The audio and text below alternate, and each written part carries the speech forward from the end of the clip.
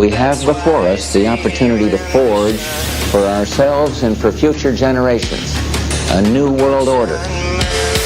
This crusade, this war on terrorism, is going to take a while. We came, we saw, he died. We tortured some folks.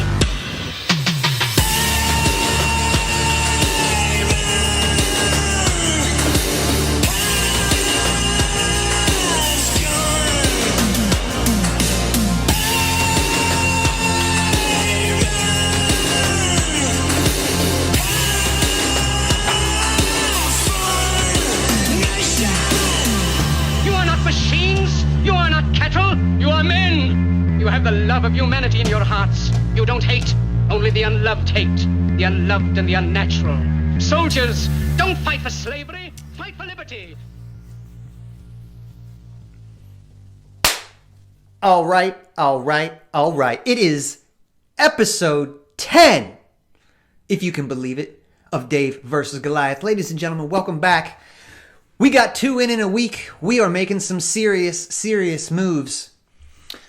But the best part of the day is that I get to bring back my BFF, my main man, Dan. What's happening, dog? What's going on, dude? Bro. Episode 10? Can you believe it? Yo, you've been a busy man. Well, yeah, man. I actually have been pretty busy lately. The Mets just emailed me that they have their newly vaccinated section if I wanted to buy tickets to their vaccinated section. Yeah, that's what Dave versus Goliath made that meme about with the water fountains. Yeah, that was unfortunate. I mean, it's a great meme. It's just unfortunate, like the response with the, I guess the blue pill libertarians, not even blue pill. It's a meme, guys. And it really puts forward a good point. So much so that it got you mad.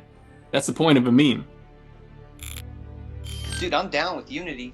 Here's unity right here. Yeah. That's definitely was part of my inspiration, man. When Heist called, he's like, dude, have you ever heard of this guy named Nick Sarwark? And I had been calling myself a libertarian. I was like, no, man, I don't know who that is. Well, he's running the show, and he has been for years. And he told me that he was talking shit on Ron Paul, and I was just like, that can't be.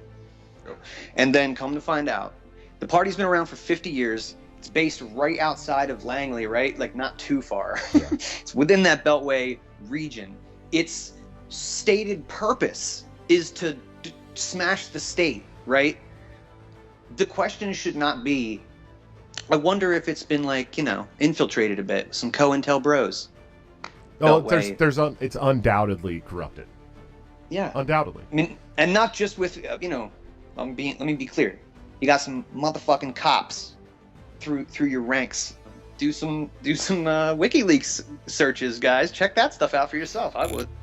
Promoter for Teenage Bottle Rocket gig charges $18 for vaccinated fans, $999.99 for non-vaccinated fans. Mm-hmm. So this is this comes from punknews.org. I wanted to get the most punk version of this punk band and their take on this very punk move. What are your thoughts, Dave? Dude, I'm prepared to talk about this. I don't know this particular band, but yeah, this really hits home to me because these guys look like most of the fucks that I went to school with in high school that wore the Operation Ivy, No Effects, right. Bad Religion stickers and made fun of me for listening to Metallica or Guns N' Roses, whatever, because it's corporate, fucking sellout, all this shit. And now they're all vegan substitute teachers, fucking corporate sellouts, and fucking nerds like this. This is the most unpunk rock thing I've ever seen. Give me $1,000. Eat shit, bro. I hope your shitty fucking band and your shitty fucking club or whatever that you're trying to sell here, I hope the market speaks to you loudly, quickly, and says, fuck off. We'll go watch shows elsewhere in people's backyards where it's actually punk rock. You know what punk rock is? It means doing it yourself. Dan, you're punk rock. I'm punk rock. These guys are wispy bitches. Shout out to The System Is Down, Dan Smots. Shout out to Year Zero, Tommy Salmons. Shout out to Josh Smith, Break the Cycle. I really appreciate you guys, man, platforming me. And yeah, I've had some fun, man. Episode 10, it's a culmination. A look back at the past 9 and this one. I like it. Oh, let me just say, I had a good time at Liberty Speaks too. Dude, thank you. Very nicely done. Thank you, man. That's a team effort that came together really quick. Shout out to the Liberty Speaks team. Shout out to Delaware Mises Caucus. Yeah, it what was a roster. Awesome. Yeah, and put together, fairly quickly, man. For those of you who don't know, we had out the great Michael Heiss, Antony Sammeroff, Maj Touré, Spike Cohen, Angela McCardle. They all came out to Delaware. Some of them hung out for days. Yeah, dude, that was a magical weekend, especially that Antony Sammeroff, man. I'm telling you, man, he's my boy. Can we tell this story? This is a good story. Well, I can't tell the story without making myself sound like a complete idiot. But listen, it was a long time. Look, we go back a long time ago. Things were different for me then. But yeah, about 10 years ago, touring with my band Medina Lake, we spent a lot of time in the UK. And Roadrunner in the UK, we worked with a couple great people out there, and one of their names was Danielle Sammeroff, the sister of Antony Sammeroff. And I mean, we hung out and we had some pints at the pub and talked philosophy, everything, man. I knew way back then he was a really, really deep guy. So fast forward 10 years later, and I'm listening to podcasts and getting on this Liberty tip. And I listened to Antony Sammeroff Week on the Tom Woods Show. Antony Sammeroff Week. So for a full week, I became a huge fan of this guy. And somehow the heavy Scottish accent and the name never in my head. That's wild, that I knew man. who this guy was until you gave me that story. So yeah, man, seeing him there was great. We caught up a little bit. I picked up his book, which, by the way, Universal Basic Income For and Against is a fantastic book. I highly recommend everybody get it. It's like 180 pages long. It's a really quick read, but man, did that guy do his research. Awesome. Really enlightening. Yeah. It really helps build your argument for or against. Probably mostly against, but he was really thorough in his description of it. And I appreciate that he gave both sides their due. That's what's lacking these days. No doubt. You know? Absolutely. Yeah. He quoted a philosopher up there when he was talking about that, and I'll probably mess it up, but it was something along the lines of, he who only knows his side of the argument knows little of that. I was like, damn, son, that's why you're good. Yeah. Yeah. So anyway, he was real, great dude. So cool, and such brought much needed levity to a libertarian event where it's the main event is talking. You know what I'm saying? Yep. So, Maj Touré brought an original thing, like a forum style talk, and so did Spike, and everybody kind of did their own thing. But yeah, he is something special, that Antony Sammeroff. So if he's watching, bro, now, we appreciate you, bro. We ought to have him on here. Oh, I think he invited himself on. Which I love. Perfect. That way I don't have to get. Would you mind? Would you maybe? And he was like, "Yeah, I'll get on that." That's yes. We'll split I'll that. Do it for free, chicken. We'll split that Robo TV and we'll get him right in there, right next to you. I would love that. Yeah, man. And he's been doing. I just love the way that he's doing his book tour right now. I love it. I mean, he's making he's making the libertarian convention cycle. He's just following it like the Grateful Dead. It's awesome. Yeah. It's that's exactly what you should do and mingle with these people. And he gets to watch the kind of the drama that unfolds. And he's posting about it. Like he's noticing certain microcosms, state to state. And he's in our Delaware group now, kind of. Okay. Which is just amazing. So how's Delaware, pal? How's being the chair of the Newcastle County? Oh man, we actually have footage of me taking the role. Let's take a quick look at that.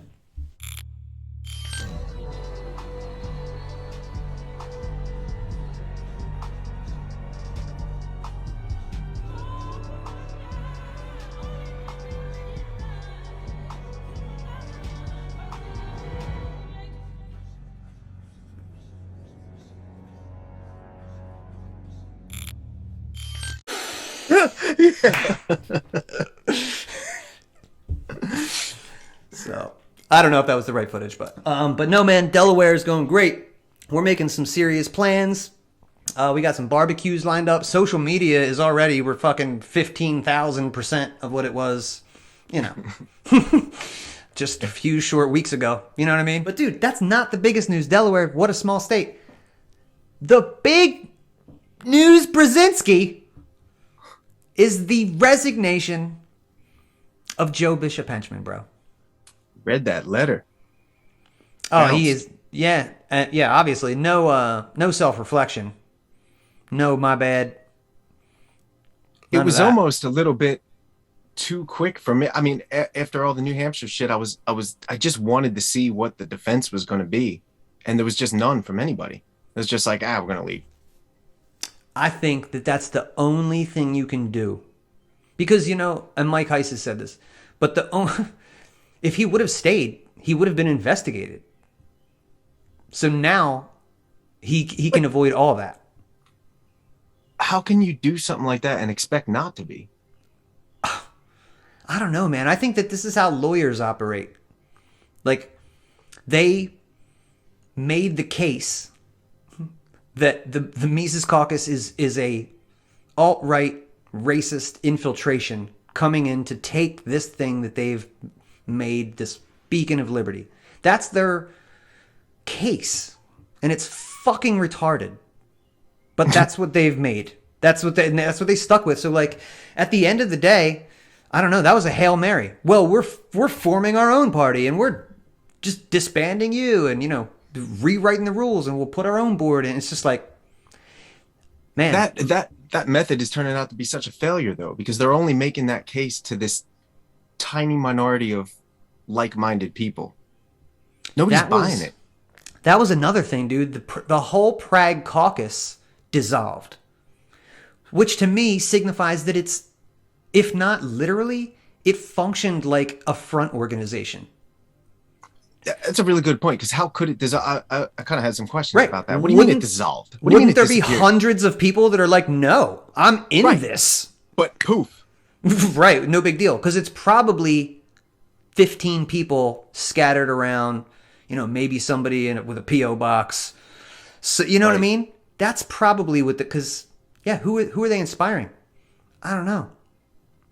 Wow, quick getaway. Quick getaway. Right. They had offices in Building 7.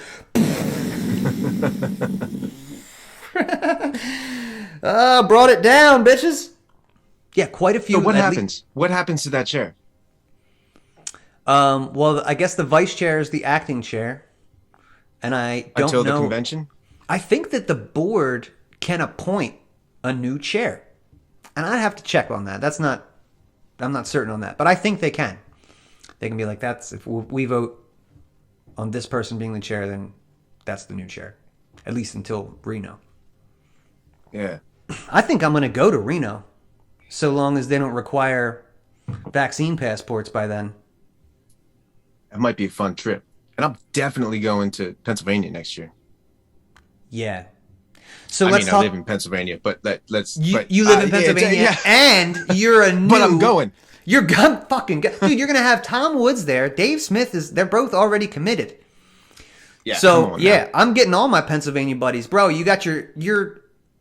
Those of you who don't know, Dan is a new member of the National Party, right?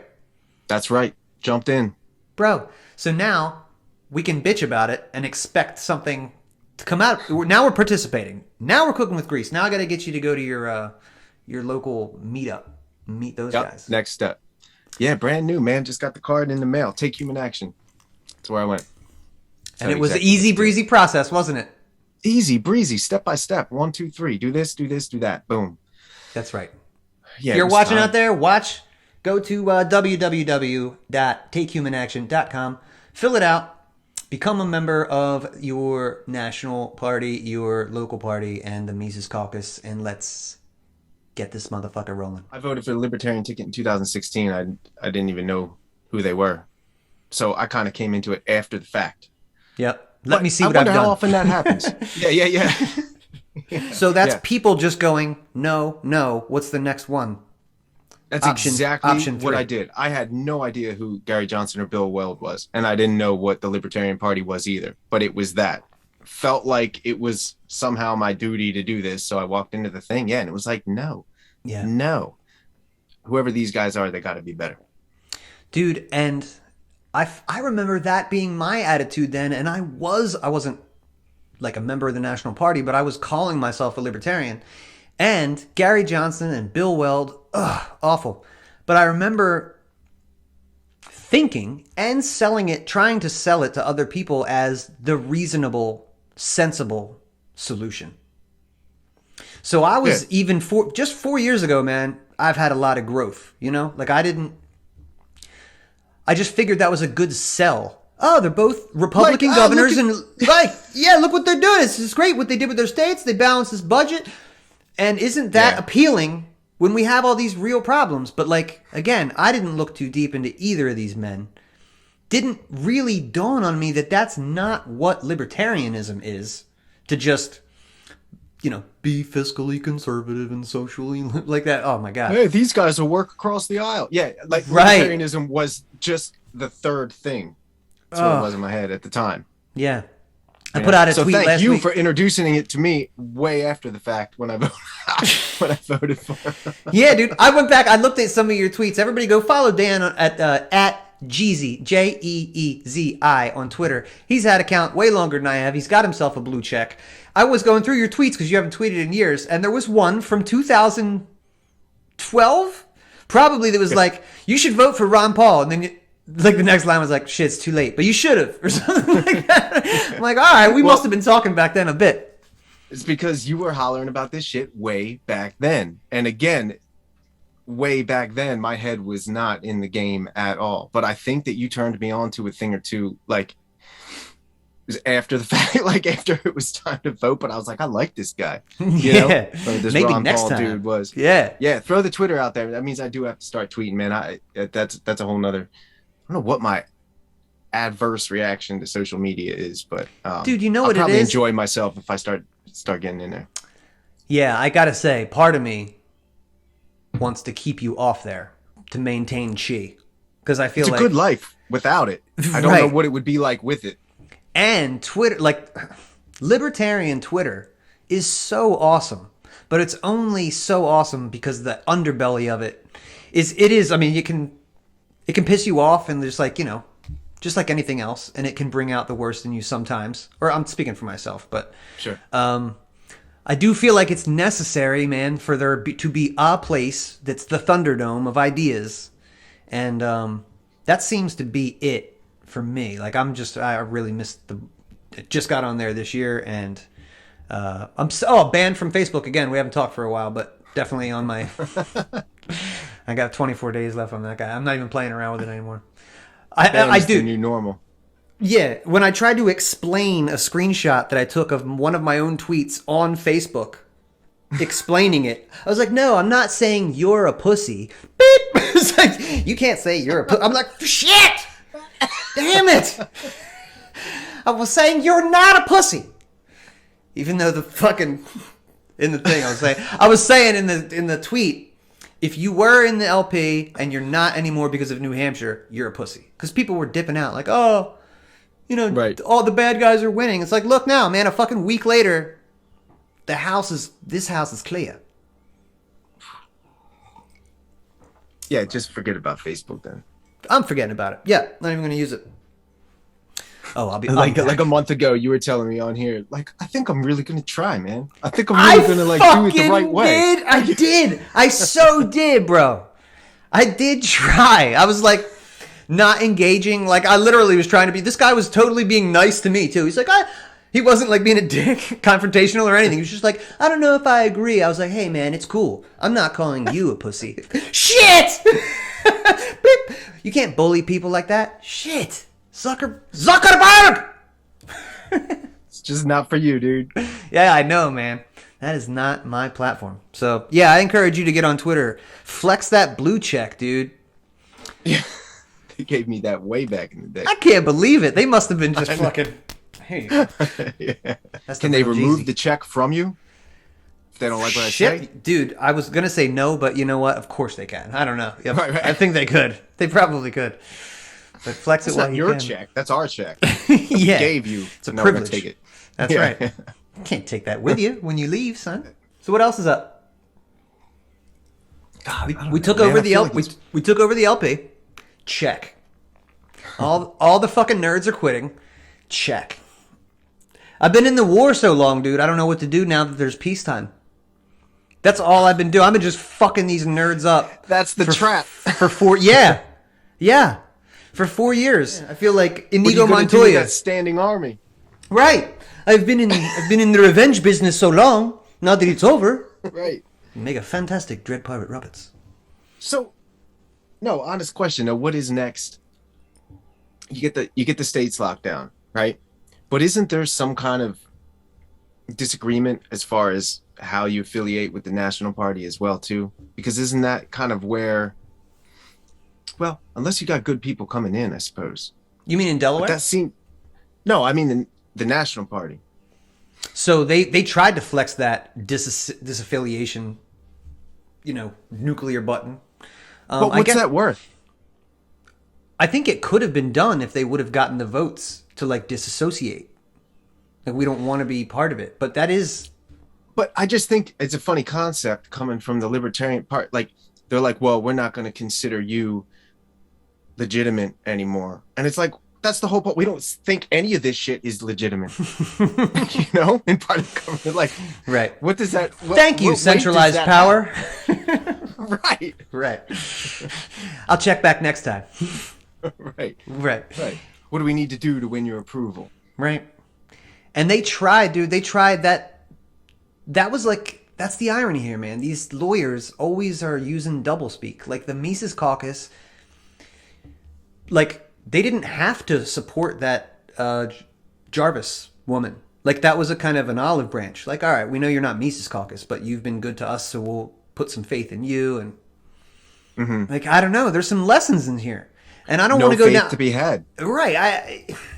Honestly, dude, I don't know. It's that part of the journey has been. I mean, I shouldn't really be surprised, but yeah, Mike Heiss and I have talked a bit about this. It makes it really hard when people are willing to use underhandedness and you're trying to have an honest fight. It almost reminds me of the British, fighting a war with. The rebels at the time, coming over a hill, in bright colors and playing the drums real loud and, declaring Let us themselves. know when you're ready. Right. And these bitches are in trees with machetes, ready to just slit throats. Right. And who wins the war? It's the ruthless one. But there might be something to be said for just not playing. I mean, that's happening right now. But at a certain point on a political level, when other parties get involved too.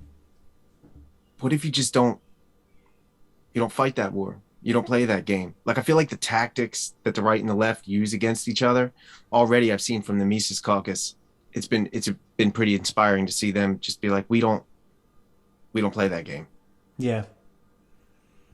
I hope we can stay true to that. You're right, dude. I mean, the plan is to use this as a vehicle to educate the public, transform the culture over a long time, try to get people into, local office so that you can incrementally change neighborhoods and communities. But anybody that's looking for hey, 2024, we got to change it all up. Then you're still kind of looking for the national daddy figure or whatever, somebody to kind of step in and make everything awesome overnight. And that's never going to happen, though. Never. I don't. Never. That was at the end of Ron Paul, at least I got that red pill. I'm like, okay, well, that's the greatest it's ever going to get. And even he's telling me at the end, even though I was a little bitter at the time, it wasn't about winning. He said that. Oh, really? Well, I'm pretty sure he knew what he was up against. But he also understood the value of using that bully pulpit and run. I mean, dude, and they cheated him too. But he probably knew that he would be cheated and kept out of office. He's too wise for that. Sure. I mean, keep it local, I suppose. Make the messaging national, if they can do that after next year, and get the right people in there too. But without, with a reasonable expectation on that, and just try to change shit locally. That's it, right? It's the only way. Yeah. Yeah, city councils, school boards. Just saying we're not doing this anymore. Yeah, that's it. That's it, man. So yeah, I'm trying to think outside of the box here in Delaware. I mean, it's a small position in a third party that in our state is the fourth largest party. We're not even the third here. So I think it's the Green Party or maybe the Working People's Party or one of those is like what? A bigger party than the Libertarian Party in Delaware. I know. Dude, I don't even know what the Green Party is. What the fuck is the Green Party? After this, you know what? Just endorse the 2030 plan. But have you even heard? I mean, I know this is a small third party, but have you heard anything? I feel like the Green Party, you could just, dude, that's okay. Get them out of the way. Check this out. And again, this is New York, so it's liberal.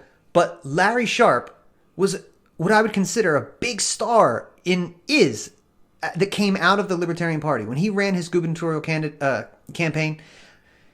Lots of people were excited about that. Joe Rogan had him on, and there was a lot of energy around that. And he came in fourth behind the Green Party candidate. Holy shit. After all that, that's how much work we have to do. That person who we all libertarians were like, this guy's a great communicator. He'll go out there, and he was saying stuff like, I can win. So if you're going to say that and not even hit third, right, we have so much work to do. So much work to do. So yeah, we should run candidates like him for governor. It's been great. I've heard on some podcasts. Who's the guy in Georgia? Is it Shane Hazel? Dude, he's fucking awesome. Yeah. Yes. Yeah. That guy's the real deal. I was just listening to him he was talking to Nick Ashley. I listened to him the other day talking to Monica. And he was so great. I don't know if you heard that one. He was on the Propaganda Report, and he was so grateful. You could tell. Yeah. So yeah, shout out to Shane Hazel, man. This guy, talk about throwing a wrench in the system, dude. If you look at Georgia and what that was, I mean, he's probably, I would say, the most hated libertarian amongst Republicans. I mean, because of the Senate. Okay. They view him as the reason that they lost all power. But again, even mathematically, that's not true. It's not that's not the way it goes. As if his voters would go to the Republican candidate. Right. That's isn't he running for governor now? Or no? Yeah, and he's running for Region 2 rep, I believe, within the Libertarian Party. Somebody just resigned, and he's like, I'm running for it. So this guy's, dude, he's going out there and getting it. I'm inspired. Shane, you're a fucking beast, bro. Go get him, man. He takes, dude, that guy's the real deal. And he's got the fucking jawline for it. He could, he could. So hated by Republicans just because they're blaming. See, that's rough. Oh man, yeah, that tiny minority, that tiny little fraction. I guess they're bitter. They gave. I mean, I think he gets hate mail on the reg for that. But again, this is you got to be creative, man. So as a libertarian who gets called a spoiler, I'm happy to embrace that. I'm happy to destroy either party in the process of growing mine. So if the only thing that I have is spoiler leverage moving forward, I'll use that. You know what I mean? Yeah. Yeah, absolutely. And that can, in a liberal state, you could play that one of two ways. The Republicans here, I'm sure, will hate libertarians.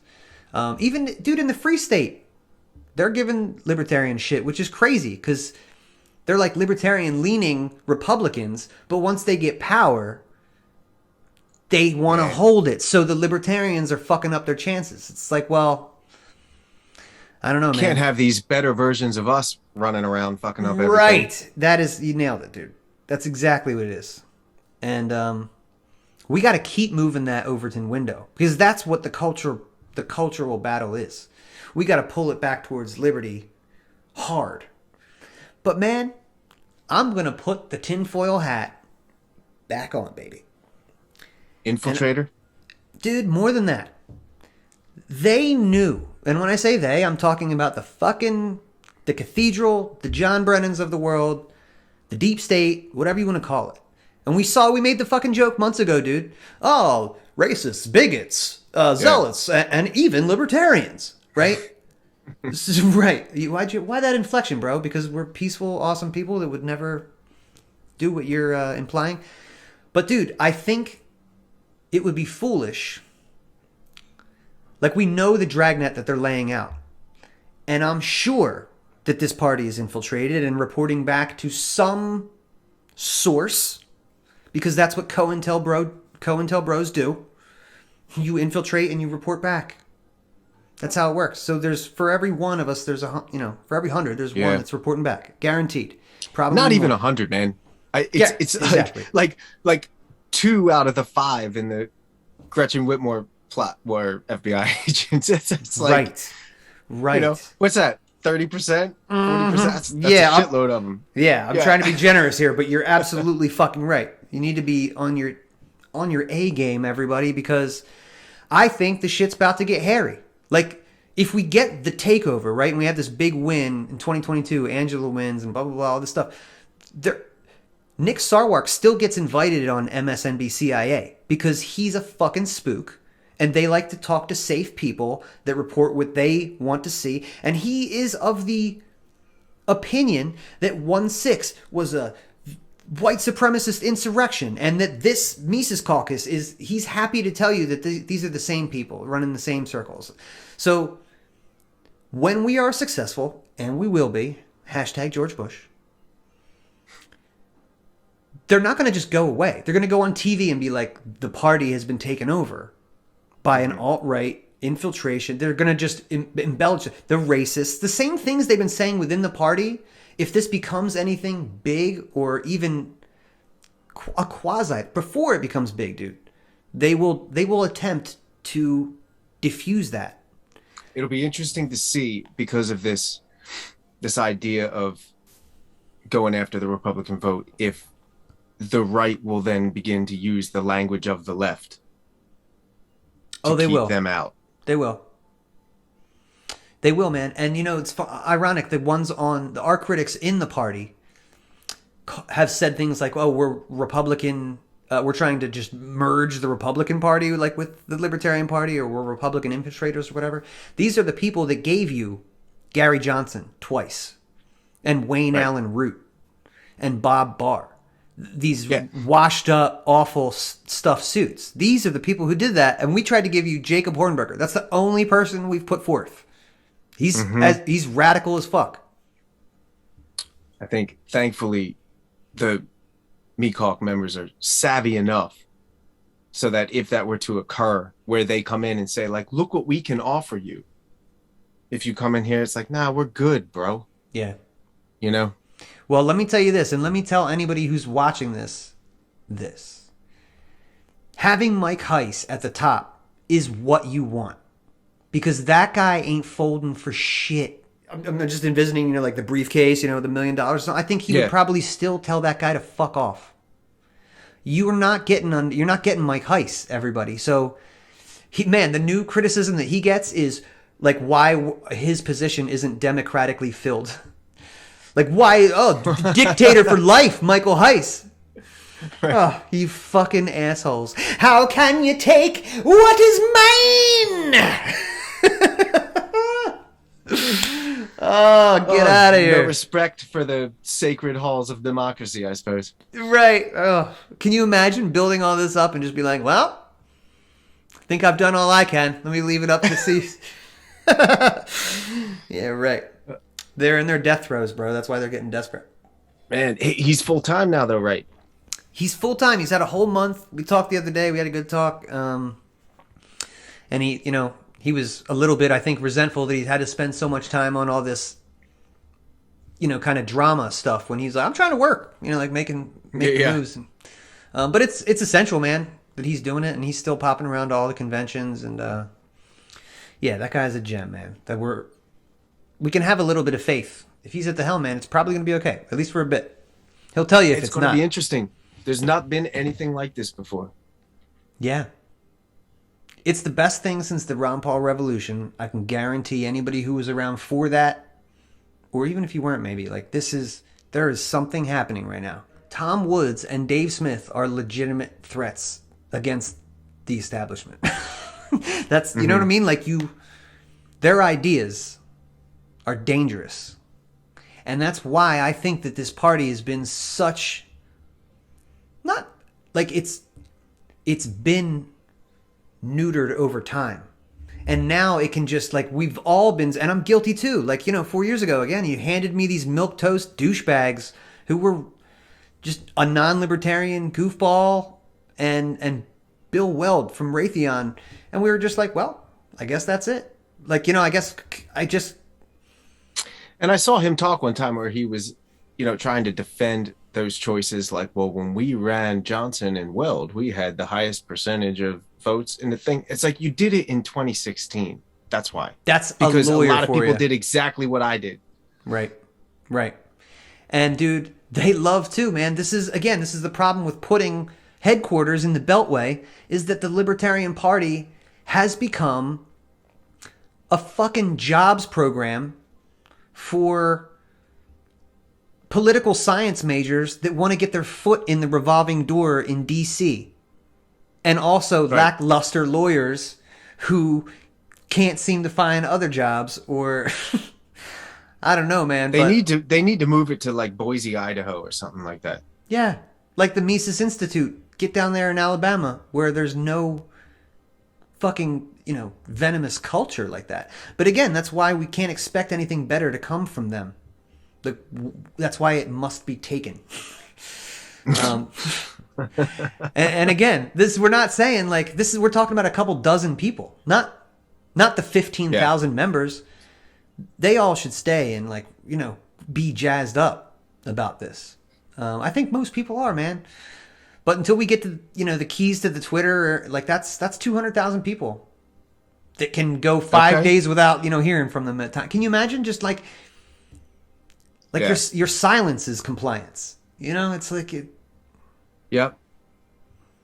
It's beautiful. They're just well, keep being good libertarians, and we'll see you in 4 years. Right.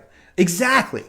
So that's what they do. They run this thing. It's like a fundraiser that these people do every couple years, and they have there's a staff of a couple dozen people that, again want to protect their own interests. I can't even hold that against them. But as long as they just put the little complaint box out, like, here, just drop it in there. Yeah, we hear right. You. Okay, yeah. Taxation is theft. Post every other day. Stop the drug war. Stop the drug war. They're still on that. Like, that's like being against racism. That's not risky at all. You're not going to get anybody with that. Democrats are legalizing weed. Joe Biden was saying that on the debate stage against Trump. Right. Amazing. Oh, so man, I can't wait for a radical liberty message to come out of the Libertarian Party. It's going to happen. It's like, I think the tipping point's probably happened. I'm sure they'll try some underhanded shit. And you know what else is? Here's my other prediction. I'll tell you guys too. I think people think they're going to fade into the abyss. I think they're going to do what the Republican Party did when they couldn't sell the likes of Jeb Bush anymore. Like, people wouldn't buy that program anymore. So you rebrand. Okay. You rebrand with MAGA, and MAGA is intense. It's Republicanism on steroids. We'll give you this new thing. So I think they'll probably come up with the Liberty Justice Party or something like that and try and... That's my guess. I don't think that they're going to go away. But that will be an inside job too, just like your stupid Prague Party. Fucking nerds. You're right though, man. So easy to dissolve if that's the case. And people will see through it. It might be too late for that. The movement is this. I know. It's just taken over the whole thing. That's where all the energy is. They've been trying to hide it, and they can't hide it anymore. The Ron Paul revolution is coming home. Michael Heiss built the ark to which we all got on and crashed it into your fucking building that you just paid off in the Beltway. You dumb fucks. But yeah, man, before we sign off, let me just tell you, I'm so grateful that you are part of this with me, man. And I can't imagine, literally, I can't imagine doing it with anybody else. And oh, man. Man, thank you for lucky. Bringing me into it. I should have listened to you 10 years ago. That's a fact, Jack. You know? I'm just kidding. No, dude, listen. Everybody at their own pace. Everybody at their own pace. Waking up, that red pill, eating that same goddamn goop. It's all just different levels, and we'll help each other out, man. You've helped me out tremendously, and you got the mind for this, and you got the drive. So we'll do some cool shit coming up, man. We got a 4-year plan. You wait and see. Yeah. So I love you, dog. Thanks for everything, man. Love you too, bro. Peace. Ladies and gentlemen, that's episode 10. We fucking crushed it, and we're going to keep crushing it. In the meantime, go to teespring.com, buy the t-shirts, buy the hoodies, buy the fanny packs and mugs.